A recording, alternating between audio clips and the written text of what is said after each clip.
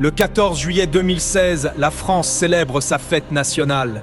À Nice, sur la célèbre promenade des Anglais, plus de 30 000 personnes, résidents et touristes du monde entier, se rassemblent pour assister au traditionnel feu d'artifice. L'atmosphère est festive, les familles longent la mer dans une soirée d'été particulièrement douce.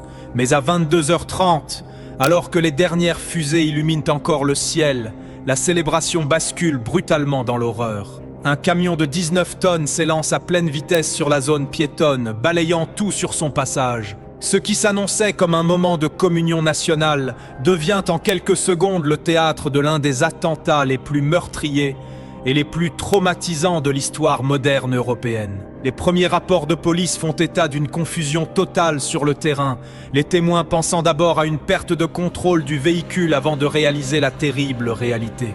Le conducteur, identifié plus tard comme Mohamed Laouayesh Boulel, un ressortissant tunisien résidant à Nice, roule délibérément sur la foule sur une distance de près de 2 km. La trajectoire en zigzag du poids lourd démontre une volonté claire et méthodique de faire un maximum de victimes. Les forces de l'ordre, prises de court par l'utilisation inédite d'un véhicule lourd comme arme de destruction massive, tentent immédiatement d'intervenir.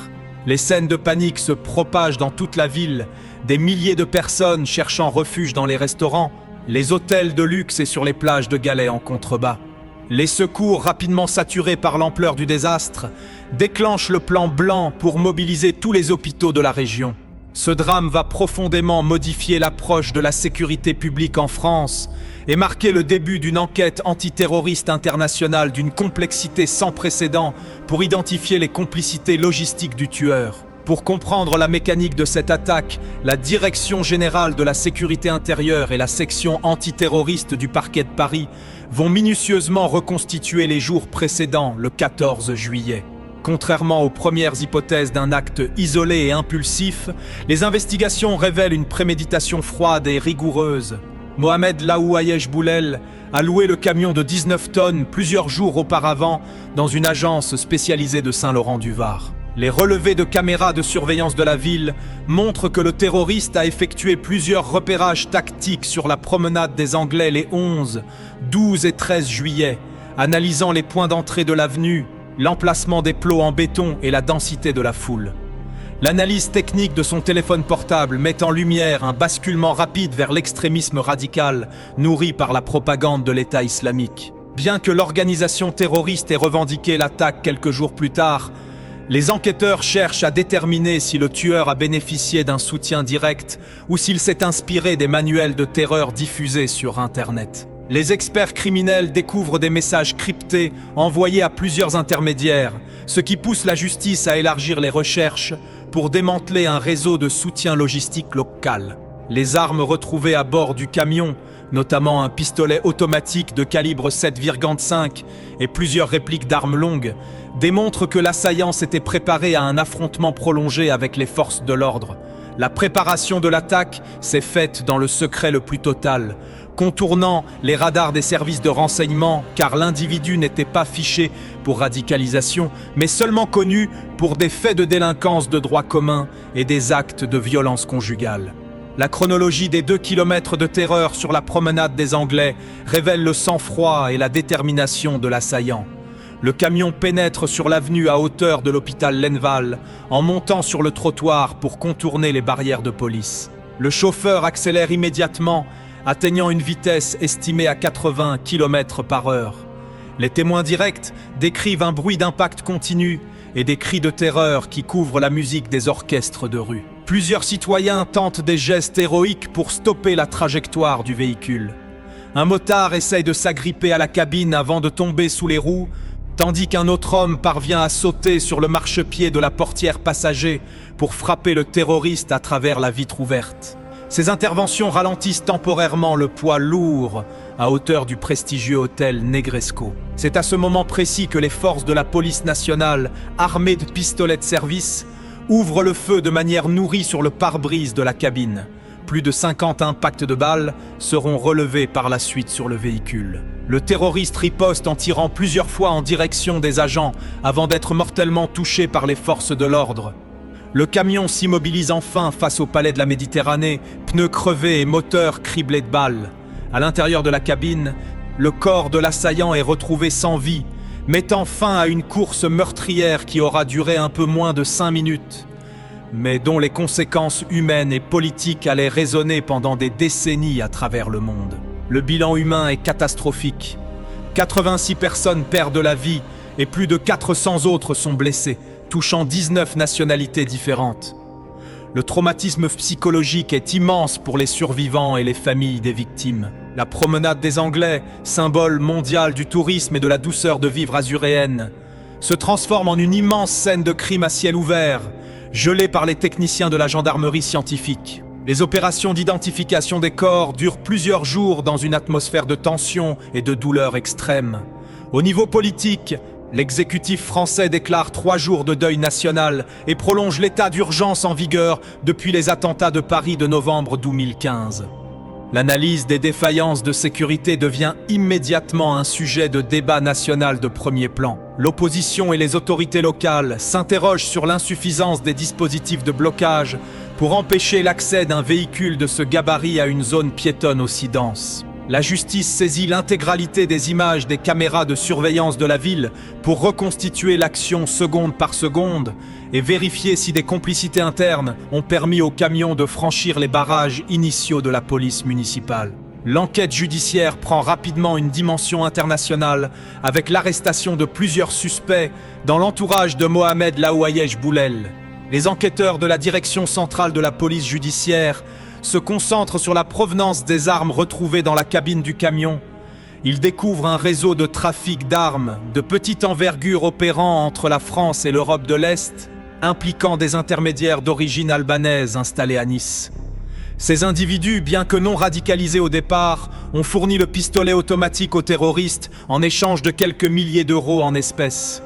Pour les magistrats du parquet antiterroriste, cette découverte démontre la porosité dangereuse entre la délinquance de droit commun et les réseaux terroristes modernes. L'analyse des comptes bancaires du tueur révèle également des mouvements de fonds suspects dans les semaines précédant l'attaque, notamment un virement important envoyé à sa famille en Tunisie. Les enquêteurs effectuent des dizaines de perquisitions dans les quartiers nord de Nice, saisissant des ordinateurs, des téléphones et des documents idéologiques.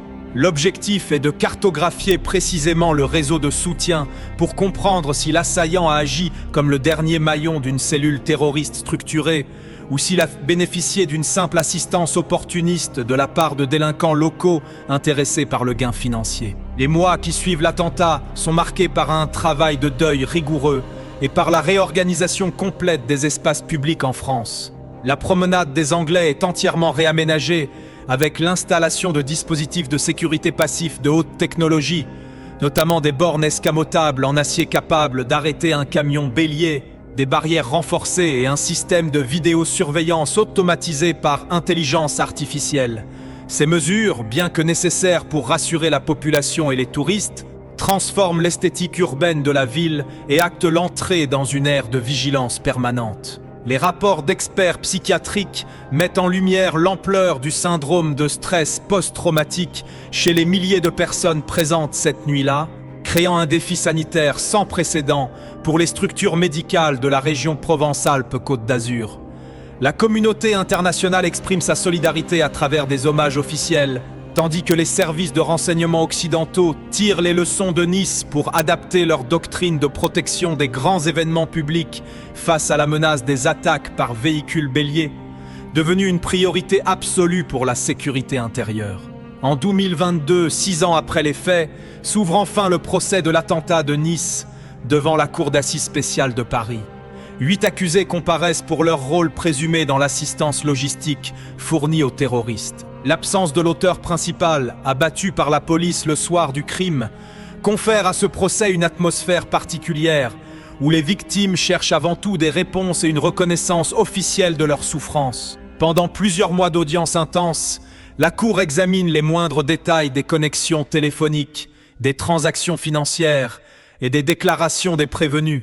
3 des accusés les plus proches du tueur sont poursuivis pour association de malfaiteurs terroristes, soupçonnés d'avoir partagé l'idéologie radicale de Mohamed Laouayesh Boulel et d'avoir activement participé à la recherche du camion et des armes. Les témoignages des survivants à la barre se succèdent, décrivant avec une précision glaçante la violence de l'impact et la détresse des instants qui ont suivi la fin de la course du poids lourd.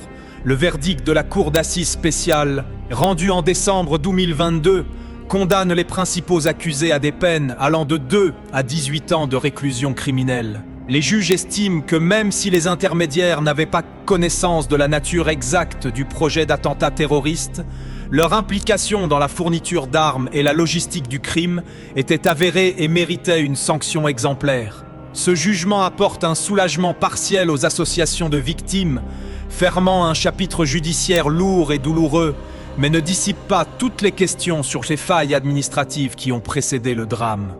Les avocats des parties civiles continuent de réclamer une transparence totale sur la coordination des forces de police le soir du 14 juillet, maintenant la pression sur les institutions publiques pour que les leçons de Nice soient définitivement intégrées dans les protocoles de gestion des crises nationales.